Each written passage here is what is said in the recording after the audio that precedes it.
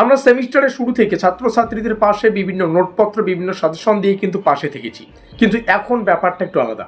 সামনে পরীক্ষা, এই মুহূর্তে প্রয়োজন সব থেকে যেটা গুরুত্বপূর্ণ সেটা হচ্ছে লিমিটেড সাজেশন, মানে এমন কিছু প্রশ্নাবলী যেগুলো পরীক্ষার জন্য মোস্ট ইম্পর্টেন্ট। আর আজকের এই ভিডিওটি শুধুমাত্র সেই সমস্ত ছাত্রছাত্রীদের জন্যই যারা সাজেশন ফলো করে পরীক্ষা একটা ভালো স্কোর করে এই সেমিস্টারটা শেষ করতে চায়। সাজেশনটা শুরু করার আগে তোমাদের সুবিধার্থে জানিয়ে রাখি, এই সাজেশনের পিডিএফ একদম ফ্রিতে অ্যাভেলেবেল রয়েছে আমাদের হোয়াটসঅ্যাপ গ্রুপে। যে সমস্ত ছাত্রছাত্রী জানো না তোমরা, আবার তোমাদের সুবিধার্থে জানিয়ে রাখি, তোমরা আজকের এই ভিডিওটির ডেসক্রিপশন বক্সে আমাদের হোয়াটসঅ্যাপ গ্রুপের লিঙ্ক পেয়ে যাবে, কিংবা এই কিউআর কোড স্ক্যান করে আমাদের হোয়াটসঅ্যাপ গ্রুপে যুক্ত হয়ে নাও। সাজেশনের পিডিএফ কীভাবে ডাউনলোড করবে সেটা ভিডিওটির শেষে বলছি। তো চলো শুরু করছি আজকের এই লাস্ট মিনিট ব্রহ্মাস্ত্র সাজেশনমূলক ক্লাস। ভিডিওটির শুরুতেই যে তিনটা কাজ আমাদের করতে হবে, যে সমস্ত ছাত্রছাত্রী এখনও পর্যন্ত আমাদের চ্যানেলটিকে সাবস্ক্রাইব করনি, সাবস্ক্রাইব করে দিয়ে আমাদের পরিবারের সদস্য হয়ে নাও। পিডিএফ ডাউনলোড করার জন্য আমাদের হোয়াটসঅ্যাপ গ্রুপে যুক্ত হয়ে নাও। হোয়াটসঅ্যাপ গ্রুপের link in the description box, অর্থাৎ আজকের এই ভিডিওটির ডেসক্রিপশন বক্সে তোমরা আমাদের হোয়াটসঅ্যাপ গ্রুপের লিঙ্ক পেয়ে যাচ্ছ, সেখানে ক্লিক করে যুক্ত হয়ে নাও। যারা এখনও পর্যন্ত ভিডিওটিকে লাইক করনি অতি অবশ্যই লাইক প্রদান করে দিও।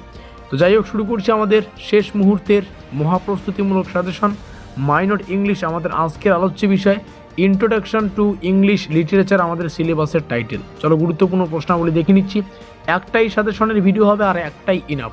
প্রথমে আমরা 6 নম্বরের প্রশ্নাবলী আলোচনা করব, তবে এই প্রশ্নগুলো পরীক্ষায় কিন্তু 10 নম্বরের জন্য আসতে পারে। মধ্য কথা হচ্ছে প্রশ্নগুলোকে রেডি করো, পরীক্ষায় ঠিক যেভাবে আসবে সেভাবে উত্তর লিখে দেবে। প্রথম প্রশ্ন, চসারের ইংরেজি সাহিত্যে অবদান সংক্ষেপে আলোচনা করো।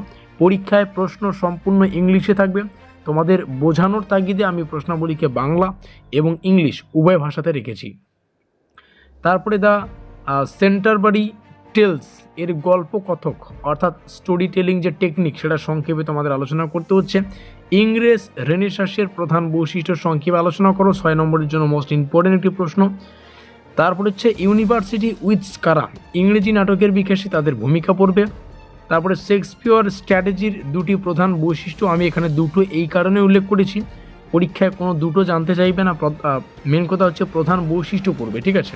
সেখানে সংখ্যায় থাকতে পারে যে 6 থেকে 7টা আলোচনা করো, মধ্যে কথা হচ্ছে বৈশিষ্ট্যগুলি পড়বে, দুটো পড়বে না, বেশি পড়বে, পরীক্ষায় যতগুলো চাইবে সেগুলো লিখে দেবে। আর যদি না জানতে চায় 6 মার্কের ক্ষেত্রে আসলে মোটামুটি 6 থেকে 7টা ইন্ট্রোডাকশন থেকে শুরু করে শেষে কনক্লুশন, মাঝখানে 6 থেকে 7টা পয়েন্ট। এবং যদি 10 মার্কের আসে তো প্রথমে তো ইন্ট্রোডাকশন দিয়ে অ্যান্সারটা শুরু করতে হবে, শেষে কনক্লুশন এবং মাঝখানে তখন কিন্তু 10 থেকে 12টা পয়েন্ট দিয়ে উত্তরটাকে পরিপূর্ণ করতে হবে। চলো পরের প্রশ্নে চলে আসছি। তো এখানে রয়েছে মেটাফিজিক্যাল পোয়েট্রির প্রধান বৈশিষ্ট্য।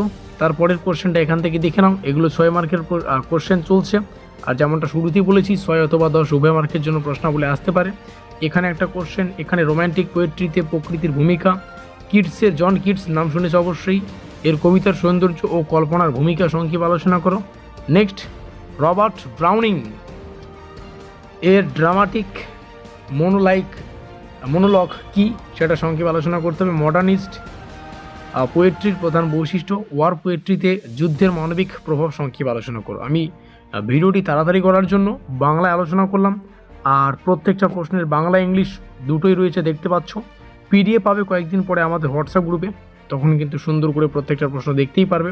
তো পিডিএফ যেহেতু আসতে একটু দেরি হচ্ছে টেকনিক্যাল সমস্যার কারণে, তো অবশ্যই প্রশ্নাবলীকে দেখে রাখো। 10 নম্বরে যে কয়েকটা প্রশ্ন আছে এখানে দেখতেই পাচ্ছ, দ্য সেন্টারবারি টেলস কে মধ্যযুগীয় ইংরেজি বা ইংরেজ সমাজের বাস্তব দলিল হিসেবে আলোচনা করো। এই কোশ্চেনটা। ইংরেজ রেনেসাঁস সাহিত্যের মতবাদ এবং এর প্রভাব মোস্ট ইম্পর্টেন্ট। শেক্সপিয়রের ট্র্যাজেডিক নাটকের ধারণা, এটা তো আরও গুরুত্বপূর্ণ। তারপরে মেটাফিজিক্যাল পোয়েট্রিতে কনসেইট ও উইথ এর ব্যবহার পড়বে, এটাও গুরুত্বপূর্ণ। 10 নম্বরের প্রশ্ন বেশি রাখা হয়নি, মোটামুটি 9টার মতো কোশ্চেন রয়েছে। তো এই হচ্ছে আমাদের স্পেশাল যে শেষ মুহূর্তের মহাপ্রস্তুতি। 13টা হচ্ছে 6 মার্কের কোশ্চেন, আর হচ্ছে 9টা 10 মার্কের কোশ্চেন। তো এই কয়েকটা কোশ্চেন পড়লেই আমাদের মনে হচ্ছে এই প্রশ্নাবলী মোস্ট ভ্যালুয়েবল কোশ্চেন পরীক্ষার জন্য বা পরীক্ষার পয়েন্ট অফ ভিউ থেকে মোস্ট ইম্পর্টেন্ট। আর যেমনটা শুরুতেই বললাম, পিডিএফ তোমরা পেয়ে যাবে, কোনো চিন্তার বিষয় নেই, এখন অনেক সময় রয়েছে। যারা পুরো সেমিস্টারে কোনো কিছু পড়োনি, এখানে থাকা কয়েকটা প্রশ্ন যদি শুধুমাত্র এই 6 মার্কের সাজেশনটাও ফলো করতে পারো, তবুও কিন্তু পরীক্ষায় একটা ভালো স্কোর করে সেমিস্টারটা শেষ করতে পারবে। দেখা হচ্ছে পরের ক্লাসে।